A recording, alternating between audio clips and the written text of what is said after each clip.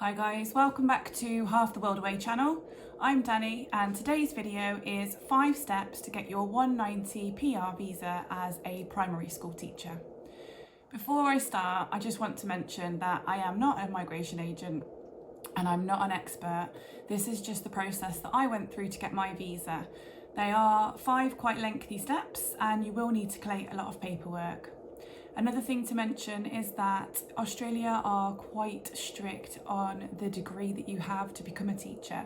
So you either need to have a 4-year qualification to teach or a degree followed by a PGCE.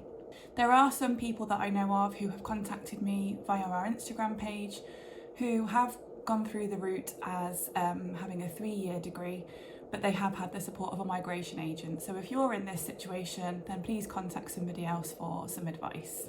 Step 1, you're going to need to have a skills assessment. This is the same for quite a lot of careers to get your PR visa to go to Australia.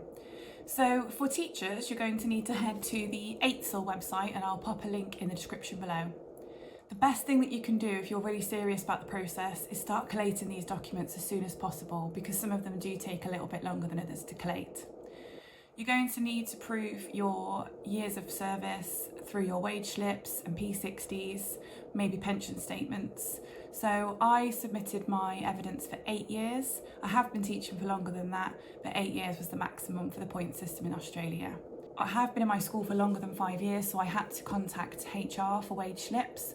I didn't have to submit every single wage slip for the whole year, for each year that I submitted for. I just had a selection over the year, for example March, September, December. It just proves that you've got that continuous employment. I did submit P60s for each of the years that I submitted evidence for, and I also sent over I think 3 pension statements. You also need to have ID documents such as your passport, your driving licence, and these will all need to be scanned. There's some very specific requirements for how you send the documents over, so they need to be scanned in high resolution and colour, and you need to make sure that they are sent over to AITSL as part of your evidence. You're also going to need your degree certificate and your PGC certificate if you have one, as well as your transcripts for each module. So if you don't have these, you can get them from your university. Fortunately, I'm a little bit of a paper hoarder, so I had all of these things available, and you also need to send those over. The thing that took me probably the longest to get was my letter from university, which stated that I had done 45 days of supervised practice as a teacher. This seems a little bit silly because I've got 16 years experience in the classroom, but it is something that you will need to get a positive skills assessment back from AITSL. So if you are serious, it's worth contacting your university. You do need to have that on their paper and it needs to be signed off by the university. It took around 3 to 4 weeks for me to get this, so it could delay you sending off your skills assessment. In terms of timescales for your skills assessment, they do recommend that it takes 6 to 8 weeks. Mine was slightly longer, it took about 10 weeks. This is because there's a high volume of teachers wanting to go over to Australia at the moment. If you go onto the AITSL website, once you have submitted, you'll be able to see a banner at the top of the screen and it will tell you how long you've got left until yours will be processed. It says the week that they're currently on. The cost for this was £670. You are charged in Australian dollars, so it's worth mentioning to your bank that you are going to be paying over $1,000 out in money, just so that it doesn't delay the payment. My migration agent, Sterling Migration, submitted this on my behalf, but it is quite simple to get through this part of the process. Step 2, you're going to need to have an English exam.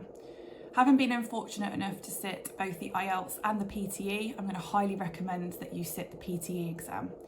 The reason for this is that it boosts your points. So if you get superior, you can get 20 points towards your visa, because your visa, you are selected based on how many points you have. For a teacher, you need a minimum of 65 points. So having that extra 20 can really boost your chances of being invited once you are in the EOI stage of the process. So you can sit your English exam whilst you're waiting for your positive skills assessment to come back. That's what I did. You will need to revise, and there are some really useful websites and YouTube channels that you can practice on. If you head to our website, which I'll put a link in the description below.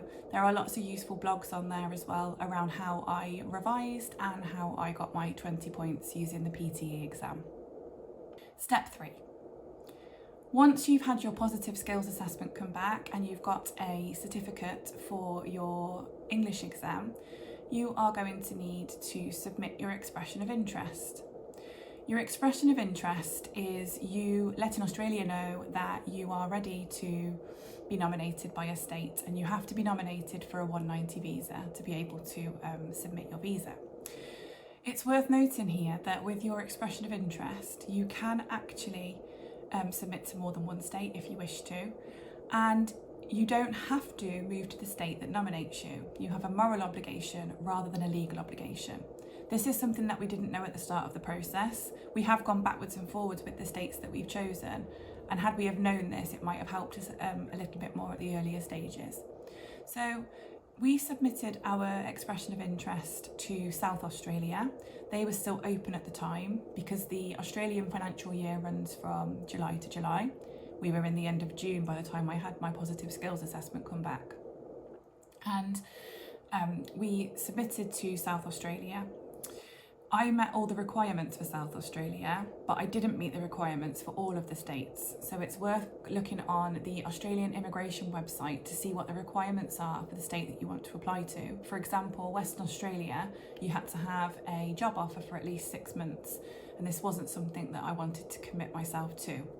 So look on each state's website and you will be able to see the requirements. So South Australia, I met all the requirements. We submitted our expression of interest at the end of June.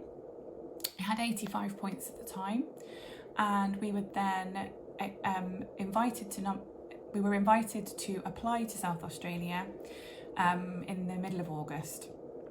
Because I was nominated by them, I then got an extra 5 points, so that put me at 90 points at that point in time. Once you've been invited to apply to the state, that brings you on to step 4. Step 4 is lodging your visa with the DHA. So this is the point where you're going to need to start getting paperwork ready again. They send you over quite a long form. I think it's called a Form 80. You are going to need to put in all the information here for everybody that you are going with, so everybody that's on your visa. So this is the point where Chris had to get involved, my husband, and we also needed to put down information about our children. You need to include things like where you've travelled in the last 10 years. So you can get this from the government website. Fortunately, we hadn't had that many holidays, so we could remember our dates, and Facebook came in really handy here because we were able to look back on dates of our photographs from holidays. You also need information about your family members, so your parents and your siblings, their dates of birth and where they were born, and all of their key information.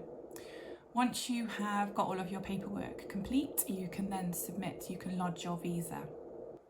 Our migration agent submitted this on our behalf, so we paid at this point another fee to them, and we also paid for myself, my husband and our 2 children £4,992. You do pay this in Australian dollars, so again, inform your bank that you're going to be paying out a large sum of money to a different country. At this point, we were advised by our migration agents to get our police checks done from ACRO. They cost £130 for the 2 of us. And this is just to check your criminal history. And you can get a fast track for an extra, I think, £100 so that you can get these back quicker. But we only waited a couple of weeks and we weren't in a massive rush for them. We were also advised at this point to book our medicals. We use Knightsbridge Medical Centre in London. It's only open Monday to Friday, so that's another thing worth noting. If you're planning to go there, we had to use the half-term holiday in October to do this. So we launched our visa at the end of September, and then we were granted our visa incredibly quickly. We were 42 days after we lodged in November. So step 5 of becoming a teacher in Australia is to then register with the state that you are heading to. This is the stage that I'm at now. It is quite a lengthy process, and again, it's different for each state.